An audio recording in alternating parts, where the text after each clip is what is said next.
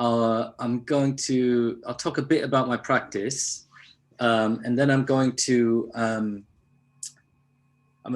talk generally about what I do as an artist, and then I'm going to talk about a piece that I'm developing in response now to the pandemic and the times that we're living in. And then I'm going to talk briefly about social art network and the kind of wider support system that I'm part of for artists who work in social engagement.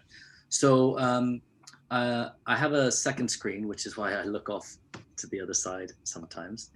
And I'm going to share my screen, and you're welcome to check out my website sometime. And I find that it's just an easier way for us to look at the same thing together. I recently put this together, and partially because I was really interested in how I'm working with Axisweb at the moment to help develop the social art library and a library of archive of practice for artists who work in social engagement. As I was doing that, it occurred to me that if I don't have a good archive, how can I help other people archive? So I became really interested in how I might be able to archive really well my projects. I've, over the years, gone through many different iterations of websites. So this one is in development. I pretty much finished it this year. I was helped by somebody, so I did pay for help. But what I found was useful with it is that, I was able to come up with these kind of subheadings of social art or public art, and there were just ways of tagging work. But also then I could have these sub-genres that I could click on and would then reallocate things. Again, I did that because I wanted to be able to also understand the world of my practice. It is generally, if I just go to art, all projects, it's in kind of like date order. And most of my work is exploring performance, installation, and text through social engagement. So I work a lot site responsively, site specifically, and some works might take the form of quite big installations like the Text Bender in Slough. This is Home on the High Street. It's a really big gallery ground floor in the Observatory Shopping Centre that used to be, I think, like a Top Man or something. So it's a fantastic space inside. And I produced this kind of large installation that were these images in which I worked with the community to produce text. My internet's being a bit crap today, so sorry about that. But I worked with the internet to produce text, and then we kind of blew up their text all over the walls in this installation. It's a very big space. You can see that kind of picture of me there. One of the things that interests me about using language is how we are able to think about communicating in new ways and creatively. Because my work is about social engagement, I really look at how I work with people to uncover and explore voices that otherwise may not be heard. This is a big interest of mine, both socially and politically and creatively, which is to think about how I work with communities and how cultural production is shared. I invite you to check out The Invisible Skin. That is an audio walk that I designed for In Situ, the Outdoor Arts network, European Outdoor Arts Network. And they asked me to commission a piece in response. And it was supposed to be a live performance in Brussels during a symposium. That was in October. It was canceled. So they asked me to do something locally. And I decided to do an audio piece that you listen to at home. So again, ways of creating kind of intervention pieces that are socially engaged. Sometimes they are about collaborative work. In this case, it is about the way somebody might participate by listening to something in their own home. And there was even feedback there where people could send me their thoughts, and I put it up on the website. One of the things I'm working on at the moment that I just thought would be fun, and I haven't actually shared it with many people, but I thought, well, this is kind of a good opportunity to to show everyone, because all four of us, three of us. yeah, it's perfect. If it was like 20 people, I probably wouldn't do it.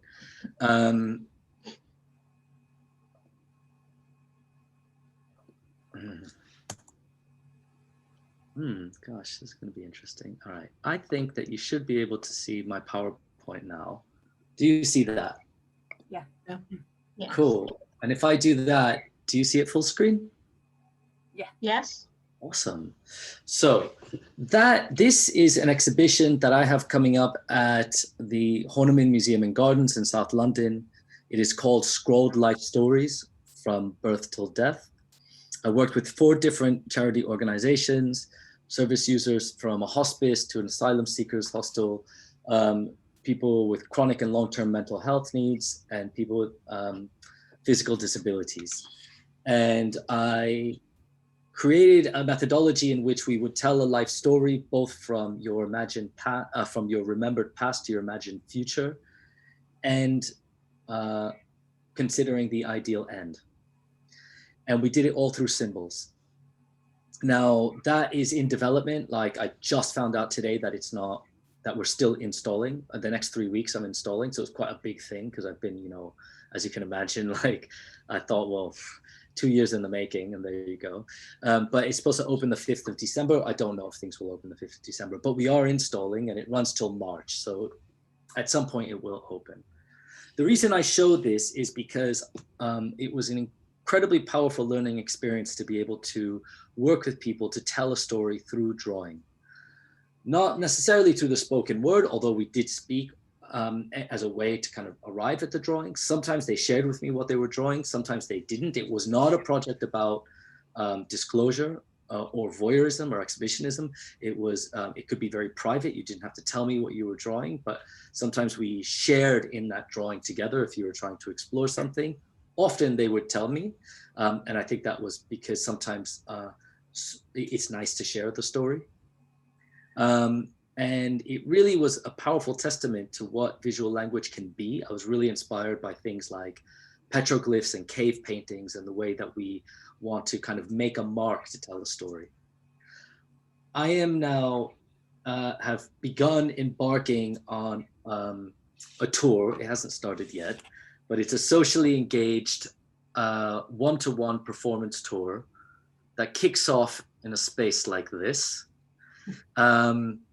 I have thought of how powerful that experience was over the last year and a half working on that project. Is I wanted to know how this period of time people's lives have changed. So I designed this project. It's WTF just happened. And that's the question. And the idea is that we would sit down in a safe way in this kind of outdoor space and explore the question, what the fuck just happened? Through drawing. It's everyone I know, their lives have changed dramatically over this period of time. And I felt that nobody was really telling me how.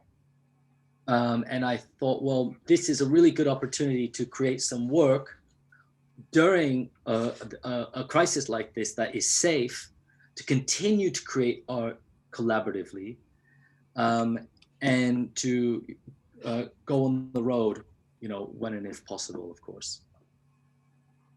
I'm showing that because it's a work in progress now. I've got 3 past commissioners who are gonna sponsor part of it. I'm gonna crowdfund part of it. I'm going to apply for all the kind of usual grant applications that you do. But what I did do is go out and buy that camper van. I showed that to you because it was really like a mad project to take on. It has been a very long time that I've gone and blown loads of money before I get funded. I don't normally work that way anymore, partially because it was bankrupting me for a long time. But I felt a real need to understand how to be in the chaos creatively. I'm just going to share one other aspect of the work which very much relates to this.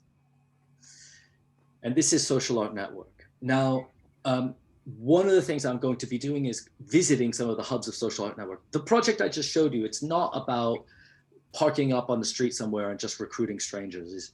That is not really a safe way to go about it. It's about really connecting with existing communities that would be interested in kind of booking that time and booking that space and sitting through and kind of doing that drawing with me.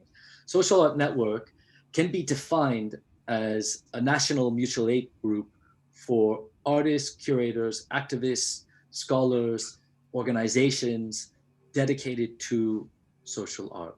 When I say social art, the artists that work within this come from a multitude of different mediums. It's not a genre. It's an umbrella term for creative people who are making work that has embedded into it a social quality, either through interest in collaboration or interest in responding to the times that we're living in. Social Art Network was developed and kind of come to fruition at the Social Art Summit, which was in 2018. That was a national review of practice. It was a very big event. It was incredible. And after that, we invited everyone and we said, look, this is a big collaborative project and let's do it together. Since then, we now have 10 different meetup hubs across the country with reps for Social Art Network, some of which were existing meetups just like this one that just attached themselves to Social Art Network to be part of a national conversation. Some of them developed as a result of the summit. We have a few things that have also come out of it, like a partnership with Kickstarter last year where they funded training for artists to learn how to use crowdfunding. As a result, we have different funding guides that we're developing. There's one already developed around crowdfunding. So if that's something that interests you, you can go there, you can read all about it. It is incredibly useful. Crowdfunding is really difficult. I've done it before, and it's really interesting in terms of thinking about how we fund our practice and what it means to have stakeholders in it.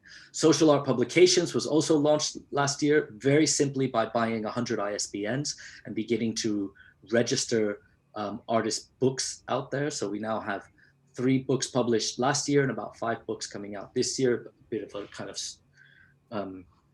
stalled endeavor this year with everything that's been happening. And I thought it'd be interesting to kind of just explore some of the meetup hubs and where they're at. All different kinds of work and different kinds of groups that meet. And that has been really interesting. The meetup leads are the people that kind of organize them. We meet up quarterly. We talk about what's happening in each region, how we can build support for that. I helped run the London ones with a group of other artists. There's 4 of us, and we were funded. A lot of these hubs are funded independently. So like they get independent funding for their specific meetups.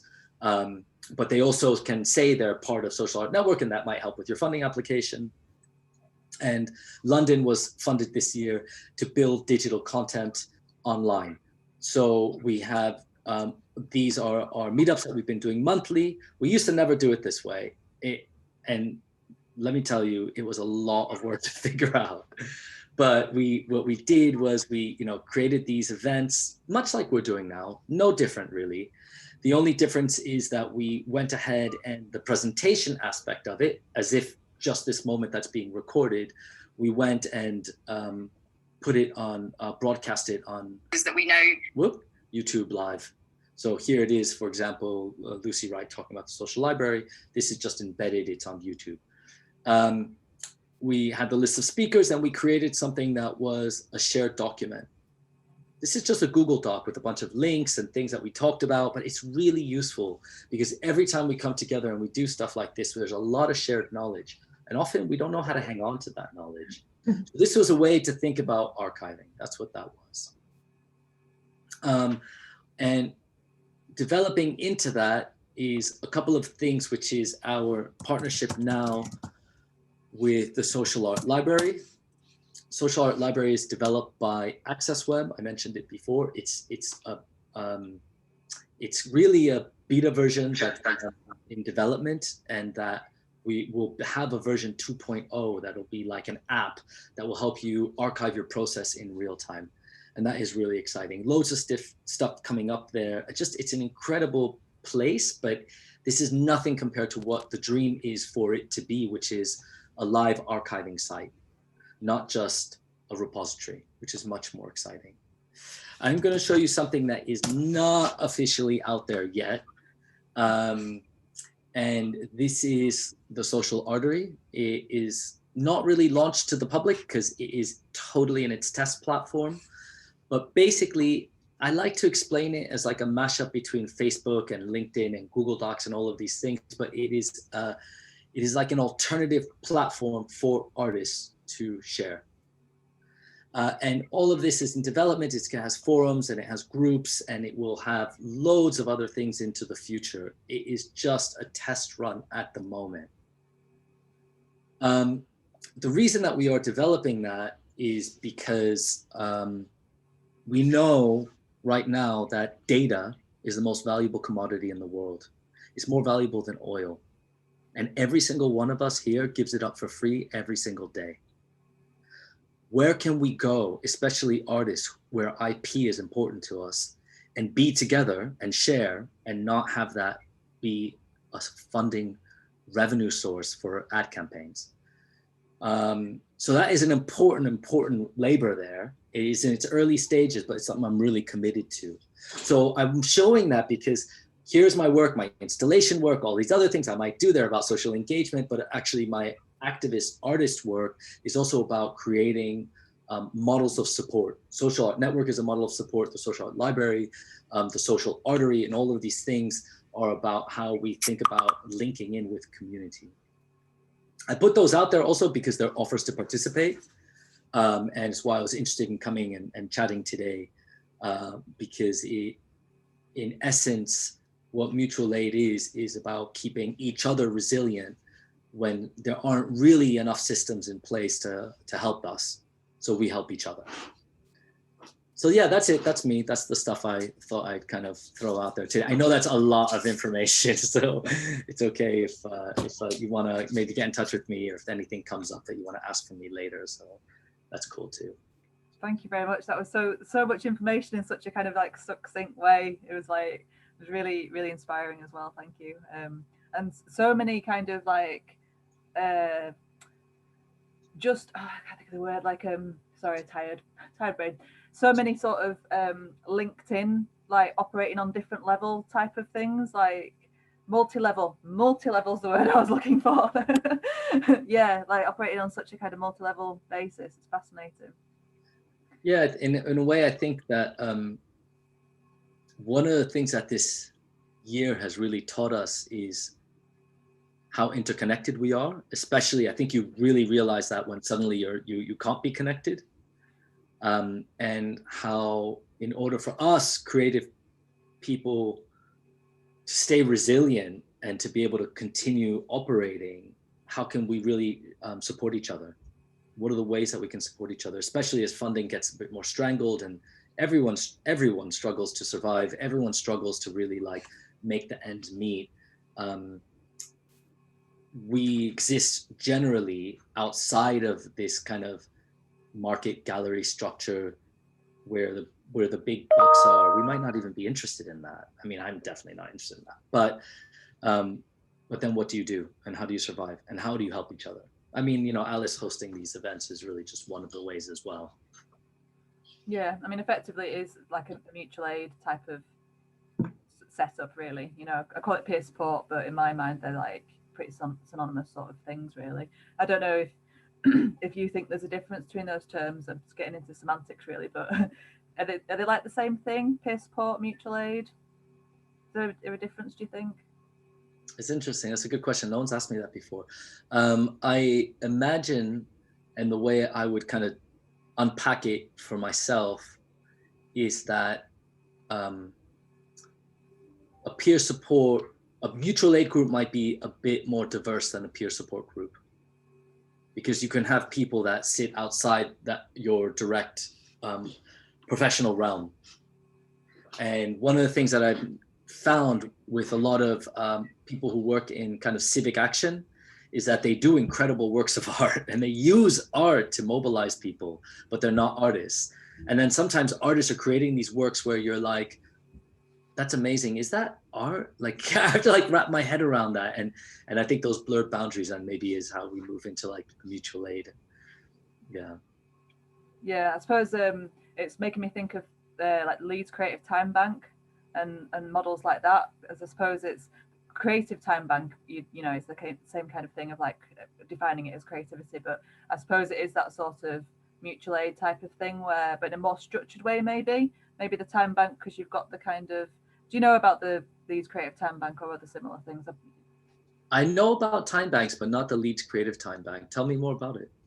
So you can do an hour's worth of work of anything. Everything's kind of on a similar value. So it could be invigilating for an hour or consulting for an hour, and it's the unit of time, not the skill or the what you're doing that matters. And you can bank up by doing work. You can bank up credits per hour, and then you can exchange for other people's time to do different stuff that you need. So it's like a skill swap, like time bank, like swapping the time, but it is effectively a skill swap but with a structure. That's really interesting. Dwell Time's a member, but I think we joined just before the pandemic, so obviously it's kind of, as far as I'm aware, it's still operating because there's some stuff that can obviously happen outside of physical meetup, but yeah, it's just like everything's kind of slowed down a little bit, so there's less demand. And yeah, but that's a really interesting model as well. I think that can be useful. But yeah, like the mutual aid model sounds really good. I wonder whether this art lab could adopt a more broader approach to, rather, because I've always said it, you don't have to be an artist to participate. Everybody's welcome if they've got an interest in the speakers. And we've tried a few different models as well. Like I think last Christmas it was more of a, and I didn't want to call it marketplace because that didn't really feel right because we're not selling anything particularly, but people just brought their work and laid them out on the tables and sort of milled around chatting about it. So there was less of a formal kind of pseudo academic structure of here's a PowerPoint and here's a Q&A afterwards kind of thing. And that was really, I think that worked really well. And we were talking about adopting an element of that. So like half the meeting being a bit more kind of academic structured and half it being a bit more sort of like milling around. And that was working really well just before lockdown. And then it had to change on Zoom, and you can't really do that milling around kind of. I suppose the thing that I would maybe liken it to is, you know, when back in the day we used to have previews for exhibitions and people would just mill around and be like, oh, what do you make, and all that sort of like chit chat and stuff. It was a bit like that. So that sort of informal networking type of aspect, and I just don't know how that can possibly translate to Zoom really. I mean, I've been on a few sort of webinars and seminars where people will link practices and use the chat function, but it's just not the same, is it? But yeah, I'm always like, I always say to people that come to these meetups, it's not like my thing that I run. I'm not precious about it. It's for everybody to sort of steer it. It's like a collective thing. I really welcome people to say what they need and then just kind of follow a sort of democracy, I guess, like a consensus. You know, it's not my thing that I want to be precious about. It's something that I want it to work for everybody. So yeah, maybe a mutual aid thing is a better way of talking about it. I don't know. It'd be interesting to get people's thoughts. If anyone has any or any questions about, does anyone have any questions for Marcelo first of all? I'd like to ask you what kind of art you make. Do you have time for making art when you're not doing this social art network?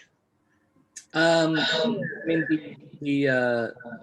all of the work I just showed you, for example, with the scrolls, those big papyrus pieces was a big project that I've been working on for about 1.5 years. And that is, you know, that is my work. The audio piece, that is my art. Yeah, that is my art. Yeah, 100%. Yeah. I mean, I think I have a short film that I just created for a conference around performance and conflict about the situation in Chile. My family's from South America, from Chile. And yeah, so, and it's an interesting question because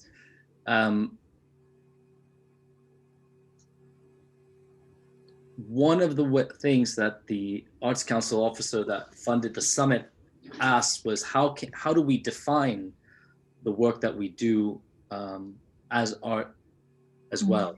So I'm really influenced by the Fluxus movement. I studied with Jeff Hendricks, who was one of kind of the last remaining members of Fluxus, which was incredible. And nothing was not part of a creative process. You know, we cut a birthday cake and it was an art event. We went for a walk on a bridge and it was an art event. And so I very much see that as part of my practice. So that organizing of that mutual aid group is a piece as well for me. It's a big collaborative piece, one with multiple ownership. Mm-hmm. I'm a painting student, so, you know, I have a lot to learn still. So when you mention the Fluxus movement, I'm not aware of that. So, but you've given me a flavor of it. I thought you were very clear speaker and very articulate, and I enjoyed your presentation. That you were telling me interesting things all the time. You must be very used to public speaking, I think. Yeah. I run a couple of, I teach a workshop online. Right. So I've gotten, you know, I mean, how can you not get comfortable on Zoom after a while? But yeah, I've been really like now in the flow. And also I'm really, I've been outputting a lot. So I've been working a lot on these things. So they're all really interconnected because they're very present on my mind. So I'm able to talk about them really well. I was never somebody that I was always a maker. And so I wasn't necessarily academic, even if that making may be different ways of thinking about making and organizing. But I did do a research degree for a variety of reasons that I'm not, maybe are a bit obvious, but I did do. And as a result, I had to write a thesis, and it was enormous. And it was just like, I definitely spent like a couple of years like regretting it and recovering from it. And then suddenly I realized it slightly changed my brain. It was really useful to be able to kind of know how to be articulate. It took some training. What was your thesis about? It was called Applied Live Art, which is why I attached that to everything I do. And it was a way of me terming practice. So I term, and it's not really a genre. It's a way. It's like social art. It's a way of kind of terming practice. So I've had people that I've worked with, or students who I've supervised their dissertations, who kind of say there's an aspect of applied live art to my work that they're doing. So it's not. I don't mean to necessarily own it that way, but it was around performance, social engagement, and co-authorship. So I had kind of 3 large international case studies that I wrote about. So, sorry, this is just stuff that's going through my head. So for you, it sounds a bit, I don't mean it to be derogatory in any way, but are people like your materials? That's not derogatory. That's very that's very astute. So people can be a medium. Absolutely. And your medium might be that interaction, you know, but that can come in a lot of different forms. Like your medium might be dialogue. Yeah. The medium might be movement. So there's a lot of ways of working with people. When people ask what kind of artist I say that I do site responsive work in performance, installation, and text. I do public art. I generally kind of say these things because you can register them in your head and then maybe understand it, but my output is really varied. And I'm definitely not the kind of artist, you know, who just does sculpture or just does painting. And some people specialize in one thing, which is fine. It's just that my practice in its aspect of co-authorship was really interested in the ephemeral. So there is a real aspect of that, and there's an undertow of health and well-being in everything that I do. Mm. Mm. Can I ask a question? Yeah. So when you're doing these events, how important is the archiving and the recording of them? Can these events just happen with no audience, nobody watching? You know, can they be fleeting? Can they happen and then disappear and nobody knows anything about it? Or do you have to always record and archive it? It's a very good question. Absolutely, really important, and I think it's something that a lot of practitioners have always struggled with. There's a few reasons that I'll unpack around that with archiving. Absolutely, there's lots of my work that nobody will ever see, 100%. And also there's a lot of work that I've done with vulnerable people in volatile situations in which I'm not allowed to share it. Mm-hmm. Some work that I think might be my best work, and it's just incredible. I'll give you an example. I was asked by I work with a lot around end-of-life care. I was asked by a gentleman who was caretaking for his mother. She was dying. She was bedbound in a hospital bed in his lounge. He wanted me to photograph their relationship at the end of her life. When I arrived, she had just died. He asked me to stay. I stayed for that next couple of hours as the family arrived and photographed it. I will never show those photos. They're unbelievable. It was such a powerful situation for me to live. I gave him the photos, and even though we had agreed to create this piece together, I don't feel that that's my place to go display those. I'm giving you that as an example because here's like something that was a work that we created together that, you know, is archived but is not shared. It's striking me how boundaries have blurred, because I used to work in occupational therapy as a support worker, and I've done a lot of work like that. This is back in the 90s. Well, no, early 2000s. But in those days, it was called therapy, and now it's called art. And it's like it's like it's all sort of blurred into each other. Yeah, agreed. I've done, isn't it? Yeah, and I was working recently with an occupational therapist at the asylum seekers hostel. Incredible work, and was really keen on bringing creative practice in for the people there because they were quite kind of trapped and vulnerable. And I think that blurring the boundary, you're 100% right. And I'm not a therapist, and there is art therapy, but I think we all understand the well-being factor in creative making. So how much does the meaningful element come into it? Because maybe that's where the distinction is. In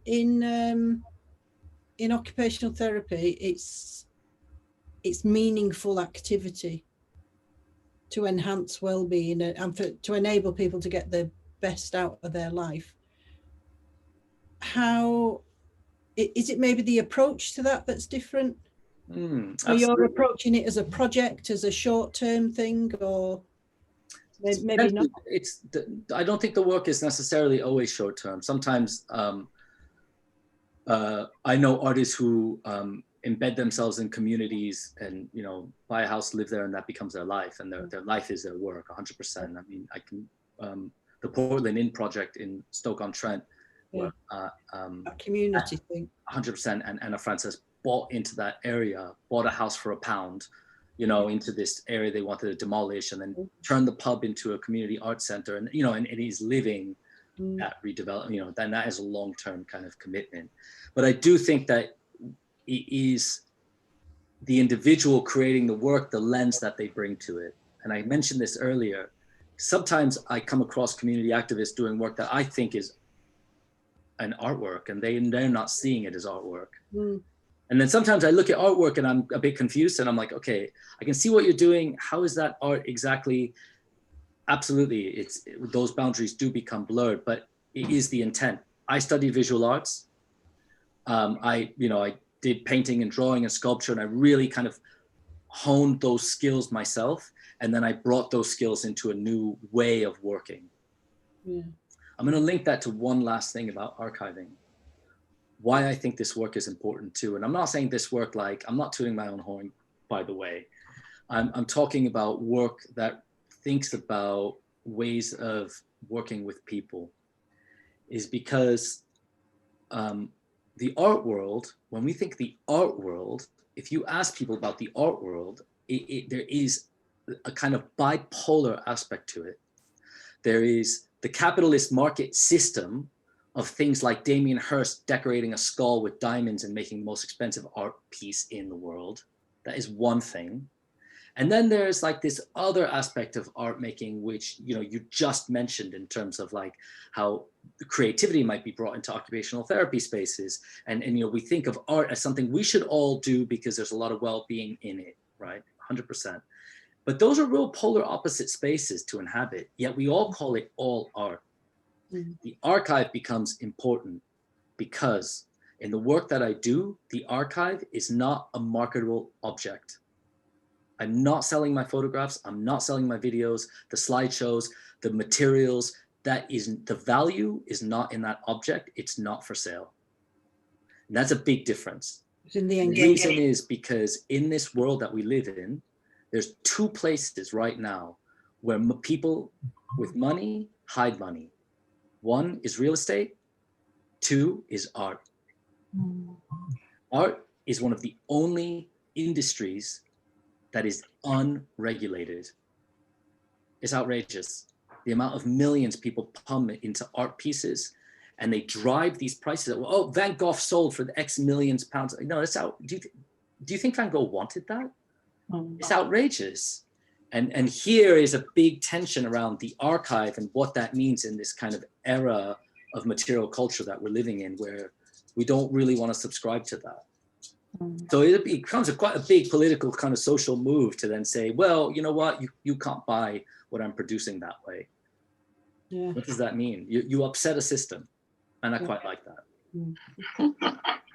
As somebody who worked in palliative care for years and years and several hospices over my career, how I think it sounds like what you're doing is giving people attention, making people feel important, and you're using your skills to engage them in a process that they may not have done before by making, you know, the art, helping them to express themselves. But I think, like Lynn, probably in her work, that a lot of what you're doing is about you and your engagement with that person and valuing that person and giving them attention, because in this fast-paced world, you know, people, that's what I found, that people really value being listened to, basically, being listened to. And I think that process of making art as well, it provides, it's a moment, isn't it? A precious moment, or a series of a process where things can be expressed or even just felt, or the silence around it appreciated, or the presence. You know, it's a lot, isn't it? I think it sounds like what you're doing is really valuable and, you know, changing people's lives. Thank you. That was incredibly articulate and very and, you know, very considered. And I will say, and thank you for the compliment, not to deflect, but there's many people doing this, many. Yes, I'm yes. blown away all the time. And the thing about Social Art Network that's been really interesting, I get to come in here and meet you. which is really cool. And we get to have this conversation. And both of you actually have had like lived experiences of exactly what I'm talking about. So you can, you can really like understand a lot of aspects of my practice because you've been there with me. I mean, you absolutely know what I'm doing.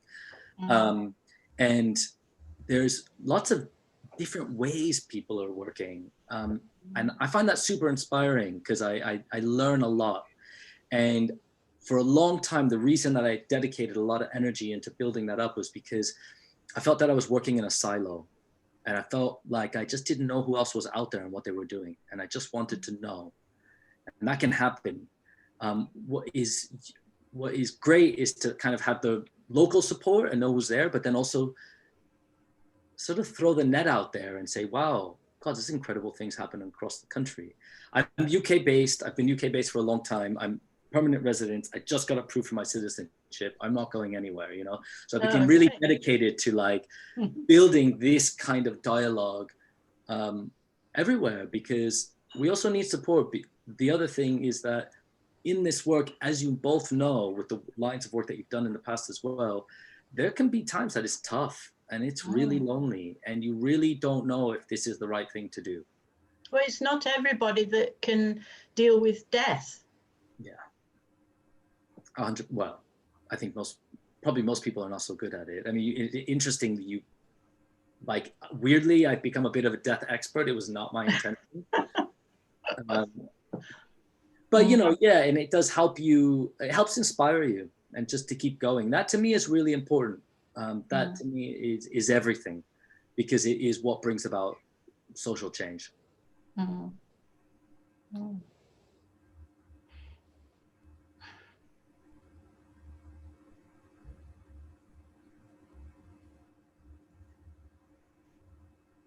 Tell me a little bit about your work. What are you working on, Helen? Me? Both of you, and Lynn as well. Well,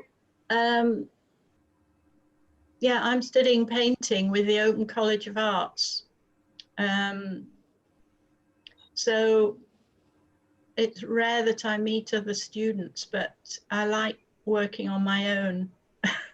And I had a bit of a hiccup not long ago where I was a bit struggling with it really, you know, but I'm back on track now and I really enjoy it. It gives me, I mean, I feel very privileged really to be in this position in that lockdown hasn't affected me too much because I just like being on my own in my studio making work or reading and researching and whatever. So I feel very lucky to be in that position.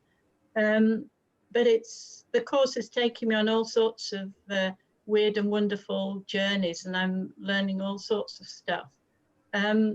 When Alice mentioned about sharing work, most of my work's not in the house, but I happen to have a piece of work, just as an example, which is just completely different from anything I've done. And that's why I'm doing the course, really, to challenge me.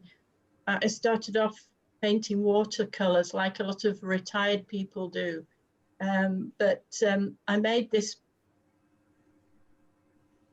piece of work, which is more of a wall hanging, which started off with a cocoa bag made out of jute that was made in India that I found in a garden centre because I was impelled to go to a garden centre with two friends. And I spotted these bags, which presumably were made for carting weeds and rubbish or growing things in. And I thought, oh, that would be good for making some art, having no clue what I was going to do with it. But it led me on a journey. I'm not really a campaigning type of person. I don't see myself as being political, social. I feel during my career, I did a lot of giving out to others and sort of got drained really. But so I'm kind of indulging myself now with art. But it led me into this, looking into the cocoa trade in the Ivory Coast, and rainforests are being burnt down and illegal farmers and subsistence farming. And all because we like chocolate, Hmm. you know, and how we give chocolate as presents. We love chocolate. We see it as this lovely thing, but then behind that is all this other stuff that's going on. So I've been painting raw canvas, burning it and sewing it on with garden string and all sorts of things. So I'll just show it. I don't like it really, but it's a thing that I've made. So can you see that? So it's got an acrylic skin which looks like elephant skin. So elephants hide, you can't see them very often. They're forest elephants that live in the Ivory Coast, but they rely on the tropical rainforest, but that's been hacked down and burnt down. But the tropical rainforest, some of the plants need to pass through elephants' gastrointestinal systems to germinate. So it's got elephant skin here and a bit of rainforest and a bit of something that came out of a chocolate box that says pass the love on. So that's my radically different kind of work that I've been doing. That's great. Oh. That's fantastic. Thanks for sharing, Helen. Interesting. The next part is about text in art. So I was interested when you were talking about text. So I shall be looking at your website to see what you're up to. Cool. Great. Thanks. Lynn, did you want to share something? Well, I didn't plan to. Well, you're in my studio at the moment, which is the shed at the bottom of my garden. I do paint and collage basically, and I just collect things that I find interesting from various sources, whatever I come across. If it catches my attention, it goes into my filing system, if you will, and then I just make work from that collection, putting things together, representing the information that I've found with collage and paint, and really just critiquing what is a painting, how, you know, what constitutes a painting really.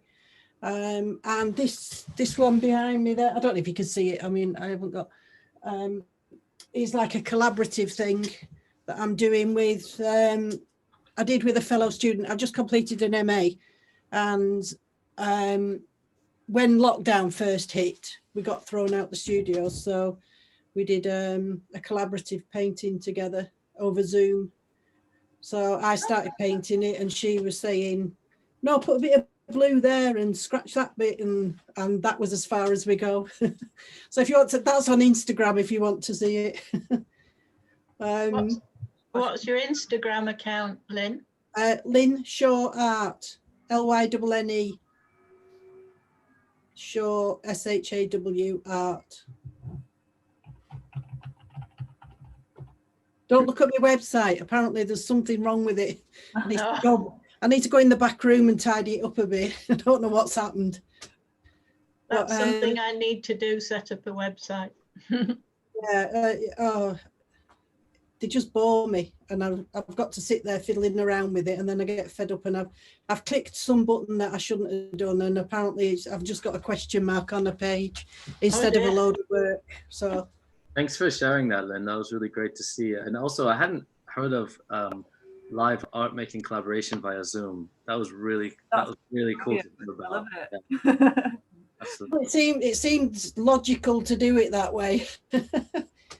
But part of my MA was going to be to stick these big pieces of paper up and just do like a live painting and get the audience to join in and or give me instructions or whatever. And then I was going to cut it all up and pass them out, or they could photograph it and do what they wanted to do it, and then stick that up on the wall and just sort of generate this wheel of interaction and using painting and collage as a way of getting people to communicate and talk. But it all went a bit flat. I got as far as the Instagram page, and then everything came to a grinding halt, and I'm struggling to get it going again, to be honest. The Zoom, I will say, because I come across a lot of examples of people kind of trying to create and collaborate and use technology. And I think what you've done there is quite original. So it's definitely worth exploring more, because I haven't come across anyone trying to kind of use a format like that. That's really different and really cool. And you know what? I think it would really work. I can imagine that energy and that exchange and that release that really people benefit from creative interaction. Being able to do it on Zoom, I can see it absolutely working. So that's, I would 100% encourage you to keep going with it. Right. Yeah, I'd echo that. It sounds really exciting. When you said that, I just thought that's brilliant. Well, that's nice to hear. I mean, I did actually have a mentoring session with someone last week, and because I'd got into a bit of a spiral, you know, and I was all right through the first half of lockdown because I had loads to do, and then suddenly we finished uni and that, and I just hit an all-time low. And I think I couldn't see any future. I didn't know where I was going with it, you know, because I'd had to give everything up. So anyway, that helped. It helped a lot. But he said the same as you, so that's quite encouraging to hear you all saying the same thing. It's a tough time for everyone. It is. Like, I think we're all just trying to like get through it, aren't we? Yeah. You think you're doing all right, and then you just suddenly take a nosedive. It's like the roller coaster, isn't it? Absolutely. It really is. Yeah. And I think as well, when you finish a course, there is a natural dip because you're kind of working towards something, and there's a structure. Yeah. And then all of a sudden, your structure and your kind of purpose is finished, it's concluded. So I think that on top of all the lockdown stuff is like, it's a recipe for disaster. Because So you do the course, you do the course to upgrade yourself and update yourself and push yourself forward, and then suddenly you finish it and all the support and everything's gone. There's a bit of what's that term? It's like a process, isn't it? You've got to go through until suddenly everything feels normal again. Yeah. And I think to kind of, you know, conjure up a project like you have done on Zoom, a collaborative project, and put it on Instagram is just like, it's an incredible way of navigating out of that difficult time. I think, I really encourage you to do more of that. You felt a bit indulgent, actually. I thought, you know, like sometimes you're feeling a bit show-offy or what have you. I thought, what am I doing? So it's quite interesting to hear you say that. Indulge. 100%. Indulge. If anything about the times that we're living in, indulge. Yeah. Go for it. Yeah, I will. What this space? Hey Alice, I just opened. I wasn't able to click it, but I copied and pasted that link you sent, and I went into this world, and I was like, I think I missed what it is. So it's the Dean Clough virtual tour of so where we normally meet, or we met pre-COVID, was in Dean Clough, which I don't know if you know it. It's like a really massive mill complex in Halifax, just outside of the town centre, and they've got galleries there. And Vic Allen has just posted recently this virtual tour, because obviously, you know, social distancing and now lockdown has scuppered actually going to the galleries. So this is a sort of in place of that, so people can go and see the shows that are up. Oh, wow. But I couldn't work it on my laptop. And I was just saying when we were coming into the meeting, I wonder whether navigating on a touch pad, like a screen, you know, like an iPad or a touch phone, a smartphone, would be better than trying to use like a mouse and a laptop. It's pretty amazing. Wow, cool. Thank you for sending that.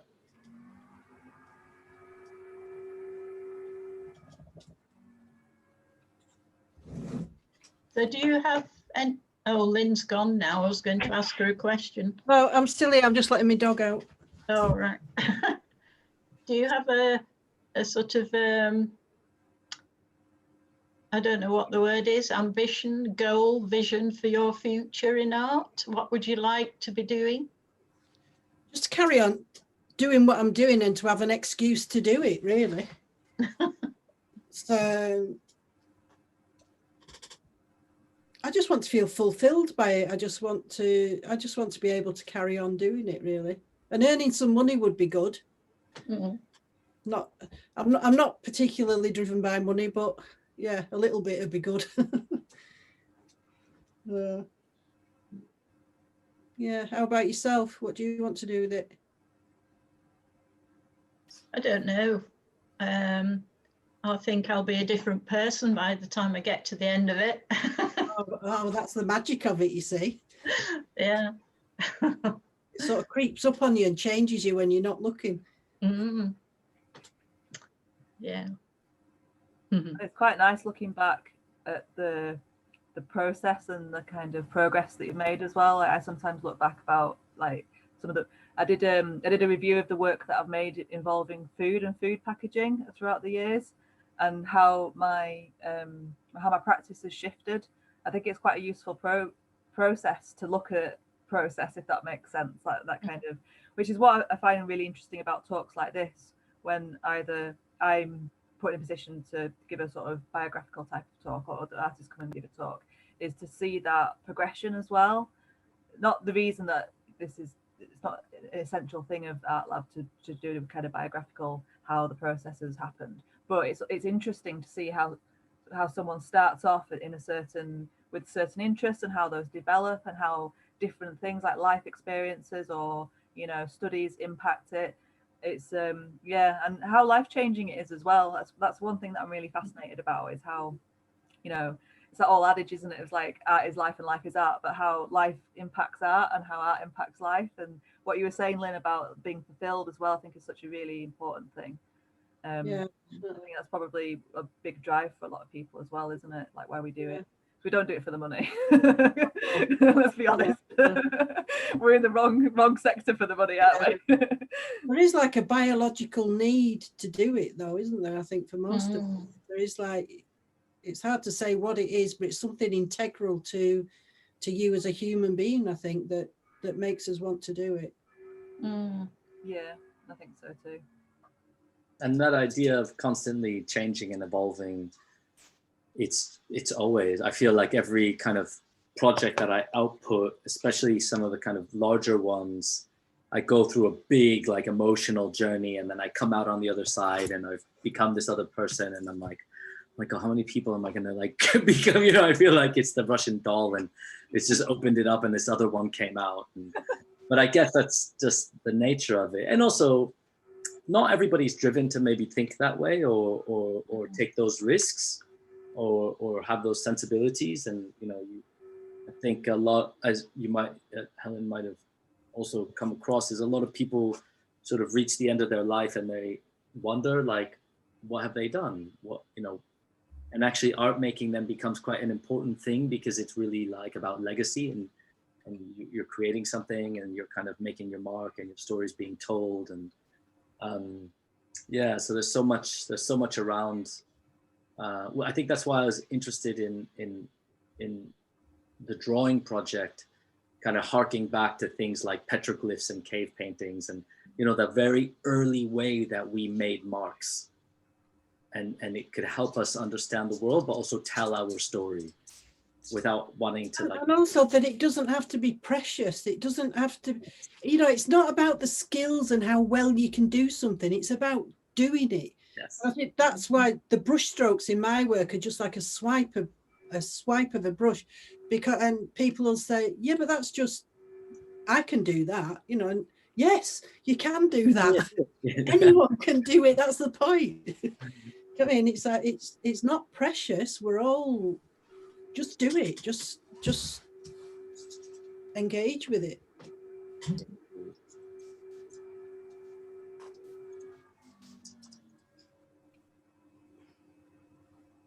I think for me, it's about communication and connecting to people as well, not just in practice. Like a lot of my practice involves collaboration processes, but in that sharing it as well. We all want meaningful connections with people, and art is one way of doing that. Yeah, we could make work in isolation, never show it to anybody, and it still be valid in some capacity. But I think a lot of artists make work as a way of connecting with other people.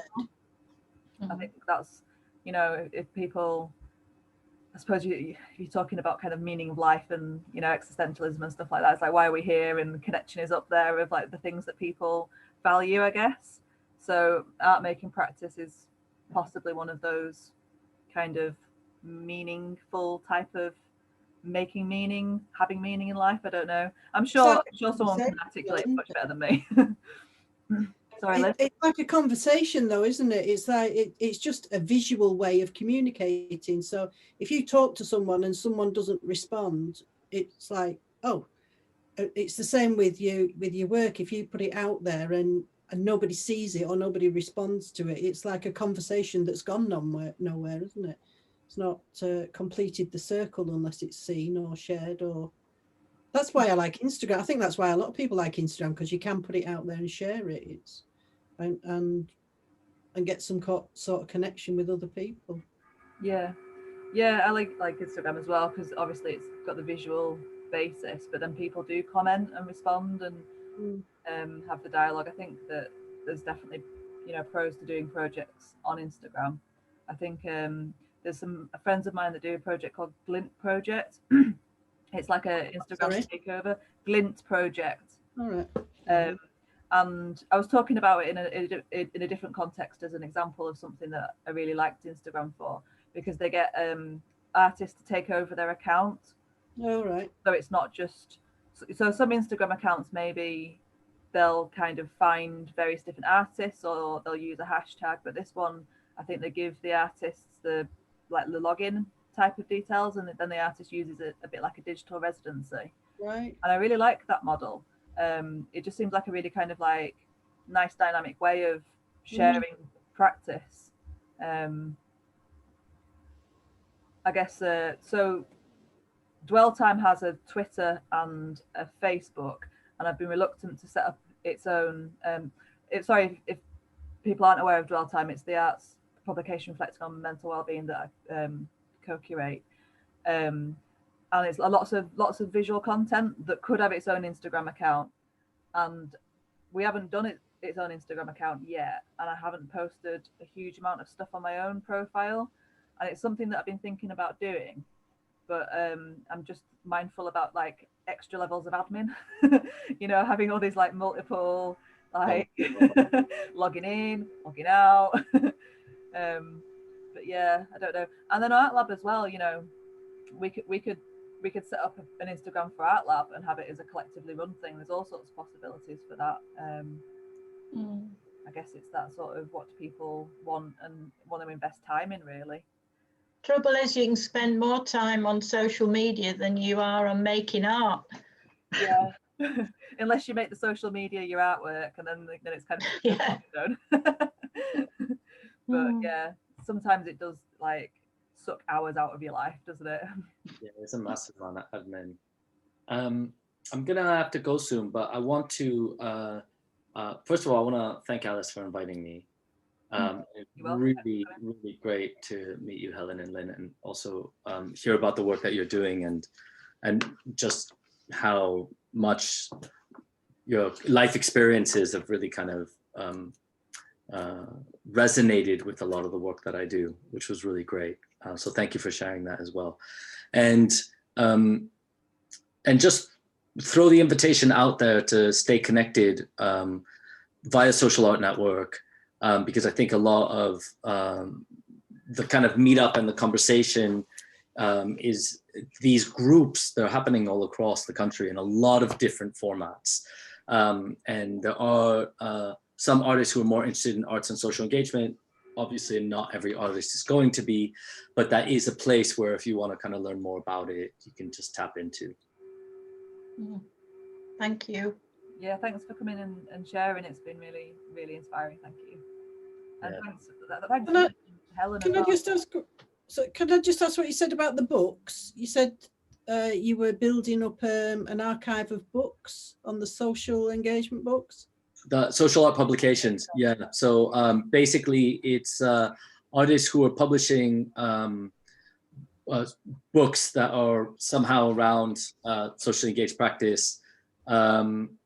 And we offer an ISBN, and we register that ISBN under Social Art Publications. And then After sale.